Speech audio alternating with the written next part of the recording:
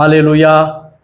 आप सब लोगों को प्रभु यीशु मसीह के महान और सामर्थी नाम से इस नए दिन के लिए मैं परमेश्वर का धन्यवाद देता हूं। आज का आशीष और अनुग्रह का वचन जो भजन संहिता 91 अध्याय उसके तीसरे वचन, भजन संहिता 91 अध्याय और उसका तीसरा वचन, वह तुझे बहेलियों के जाल से और महामारी से बचाएगा।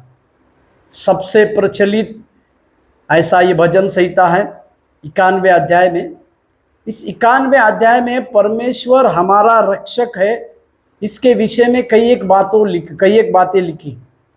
प्रभु हमारा रक्षक कैसे बनता है, परमेश्वर अपने लोगों की किस प्रकार से रक्षा करता है, इसके विषय में कई एक बातों से परमेश्वर हमें किस प्रकार से छुड़ाता है, इसके विषय में ये पूरा भजन संहिता को हम 91 अध्याय में हम पढ़ते हैं। इसमें कई एक प्रकार से परमेश्वर शत्रुओं से हमारा रक्षा किस प्रकार से कहता है, इसके विषय में भी लिखा हुआ है। पर तीसरे वचन में वह तुझे बहेलियों के जाल से, यहां पर दो बड़े खतरों से बचाने का वायदा परमेश्वर कहता है। बहेलिया जाल इसीलिए डालती है ताकि वो अपने इस जाल में किसी को फंसा ले, और जो कोई इनके जाल में फंस जाते हैं वे जीवित नहीं रहते हैं, या इनके जाल से निकल पाना ये बड़ी मुसीबत, बड़े कठिन बात होती है। परंतु परमेश्वर जो हमारा रक्षण करता है, जो हमारी रक्षा करने का वायदा करता है, वो प्रभु इस प्रकार से कहते हैं कि वो बहेलियों के जाल से हमें छुड़ाएंगे, वो उस बहेलियों के जाल से हमें मुक्त करेंगे।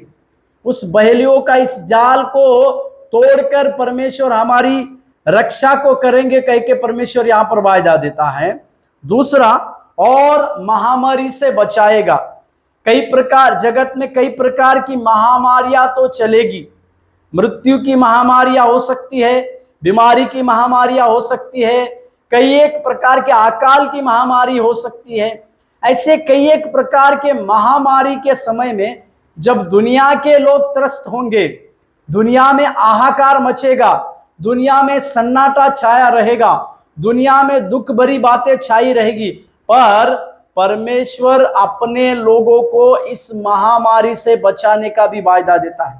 मेरे प्यारों, आज हम सवेरे के समय में इसी दो घोषणा को अपने जीवन में करने पाए कि परमेश्वर मुझे महामारी से बचाने वाला मेरा रक्षक है, और साथ ही परमेश्वर सारी बहेलियों के जाल से मुझे छुड़ाकर मुझे बचाने वाला भी परमेश्वर है।